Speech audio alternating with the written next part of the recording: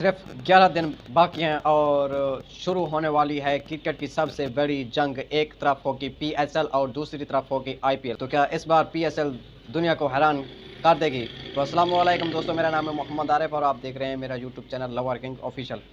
Cricket के शौकीन के लिए बहुत बड़ी खबर है क्योंकि अब सिर्फ चंद दिन बाकी हैं पीएसएल के शुरू। पाकिस्तान सुपर लीग ने पिछले चंद सालों में बहुत ज़्यादा तरक्की की है और दुनिया के बड़े खिलाड़ी इस लीग का हिस्सा बनते जा रहे हैं। लेकिन आईपीएल को दुनिया की सबसे बड़ी लीग माना जाता है, जहां अरबों की बोलियां लगती हैं और दुनिया के बेहतरीन खिलाड़ी खेलते हैं। लेकिन दूसरी तरफ पीएसएल ने अपनी अलग पहचान बना ली है। ख़ास तौर पर पाकिस्तानी नौजवान खिलाड़ी इस लीग से उभर कर इंटरनेशनल क्रिकेट में आते हैं।